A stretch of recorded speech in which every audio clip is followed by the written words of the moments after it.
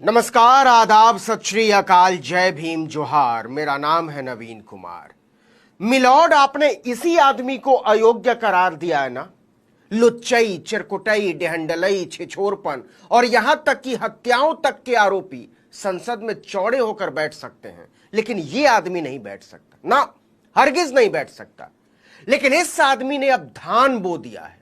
हिंदी में बहुत प्रचलित मुहावरा है धान बो देना, आप सब जानते हैं। इसका मतलब होता है बहुत मुश्किल काम कर देना। आपको पता ही है, धान लफ्फाज नहीं बो सकते, गाल बजाने वाले नहीं बो सकते, आलसी और आराम परस्त नहीं बो सकते।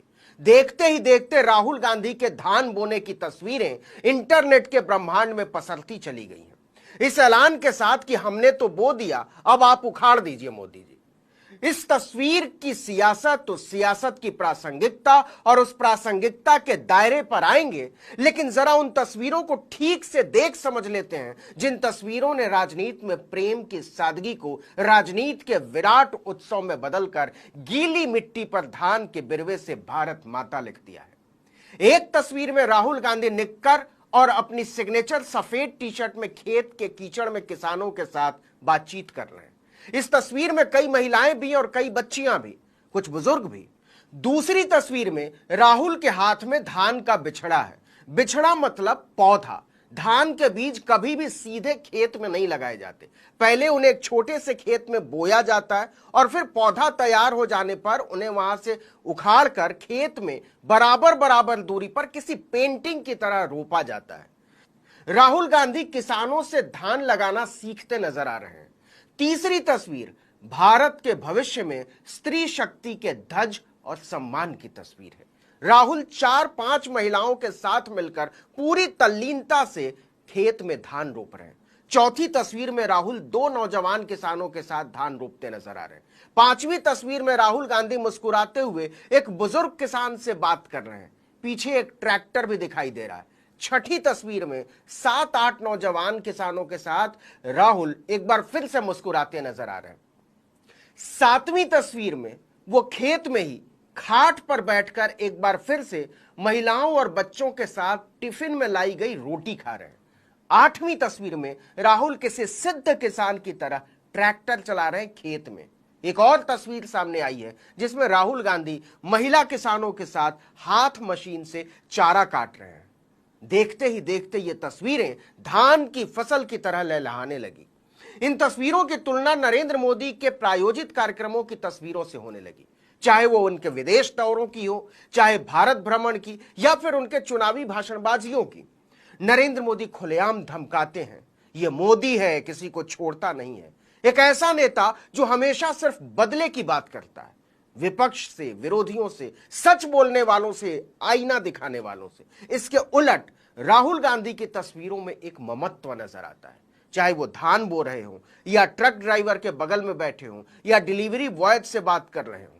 नरेंद्र मोदी की संकीर्ण सोच और राजनीतिक दरिद्रता का अंदाजा इसी से लगाइए कि तमाम दलों, यहां तक कि खुद उनके अपने दल के नेताओं की सैकड़ों अपीलों के बावजूद वो मणिपुर में शांति की अपील तक नहीं करते। और दूसरी तरफ राहुल गांधी अपने ही देश के शरणार्थी शिविरों में रह रहे नागरिकों से, जिनमें औरतें, बुजुर्ग और बच्चे भी हैं, जब मिलते हैं तो वो उनके कंधे पर सिर रख देते हैं। राहुल गांधी को जब इम्फाल में रोका गया तो अपने घर, अपने परिवार, अपनी जमीन से बेदखल कर दी गई गैर राजनीतिक औरतें इसके विरोध में सड़कों पर उतर आईं। इसी आदमी को आपने अयोग्य साबित किया था ना मिलॉर्ड, जो इतना सहज है कि औरतें कंधे पर सिर रख देती हैं, जो किसानों के खेतों में धान बोने चला जाता है, जो खटिये पर बैठकर नौजवानों के साथ उनकी टिफिन खाता है। इसी आदमी को आप अयोग्य कहते हैं ना मिलॉर्ड, जो किसी बच्चे की चप्पल टूट जाने पर बीच सड़क पर उसे जोड़ने लग जाता है, जो अपनी मां को फोटो अपॉर्चुनिटी का सामान समझने की बजाय उनके सम्मान में झुक जाता है।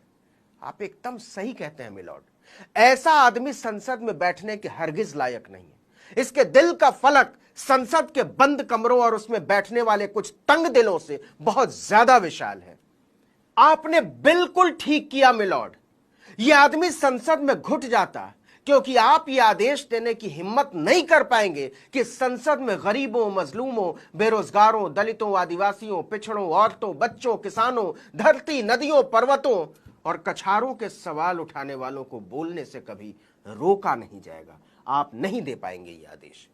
यह देश असल में आपका एहसान मंद है मिलॉर्ड, कि आपने इस आदमी को संसद से बाहर का रास्ता दिखाकर एक ऐसे नेता का आविष्कार कर डाला है जिसने इस भ्रम को तोड़ा है कि राजनीति सिर्फ क्रूर बादशाहों के खेल का नाम है, राजनीति सिर्फ जनता को कुचलने वाली सत्ता का नाम है, और राजनीति सबसे पहले मनुष्यता, ममता और मधुरता को छीन लेती है। एक बात बताऊं मिलॉर्ड, इसका फैसला आप कीजिए कि राहुल गांधी संसद में बैठ सकते हैं या नहीं, लेकिन इन तस्वीरों के साये में गुजरता हुआ इतिहास लिख रहा है कि आज राहुल गांधी को संसद की जरूरत हो ना हो, लेकिन इस संसद को राहुल गांधी की बहुत बहुत ज्यादा जरूरत है। आप उनका विरोध करने वालों से भी पूछ लीजिए कि अकड़ते हुए, धमकी देते हुए, दीदी और दीदी जैसी बदतमीजी करते हुए नरेंद्र मोदी प्यारे लगते हैं, या धान बोते हुए, नुक्कड़ पर चाय पीते हुए, ट्रैक्टर चलाते हुए, मां के जूते का फीता बांधते हुए, या किसी बच्चे को कंधे पर उठाए हुए राहुल गांधी। इस देश को राहुल गांधी की जरूरत है। राहुल गांधी का होना केवल राजनीति की बात नहीं है मिलॉर्ड, राहुल गांधी का होना ममत्व का होना है, उम्मीदों का होना है, भरोसे का होना है, लड़ाई और संघर्ष का होना है। आप शायद नहीं मानेंगे, लेकिन सच यह है कि आदमी रोटी के बिना तो जिंदा रह सकता है, लेकिन प्यार के बिना वो जिंदा होते हुए भी मर जाता है।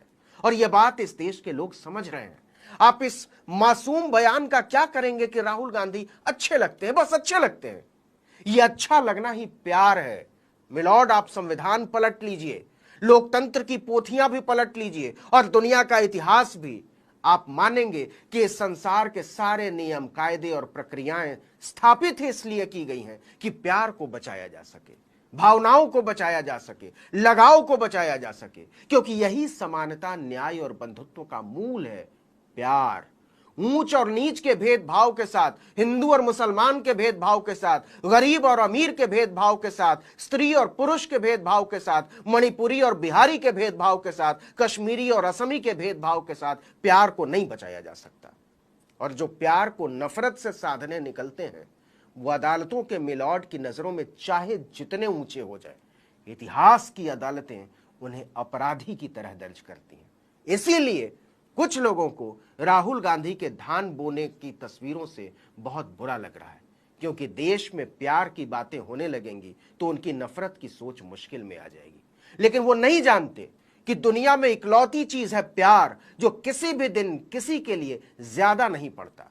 जीव विज्ञान की किताबें चाहे कुछ भी कहें, लेकिन मनुष्यता के शास्त्र बताते हैं कि धड़कनें सिर्फ एक एहसास से धड़कती हैं, प्यार से या प्यार की उम्मीद में। क्या आप इसे समझते हैं मिलॉर्ड? जरा अपने दिल पर हाथ रखकर अपने आप से पूछिएगा।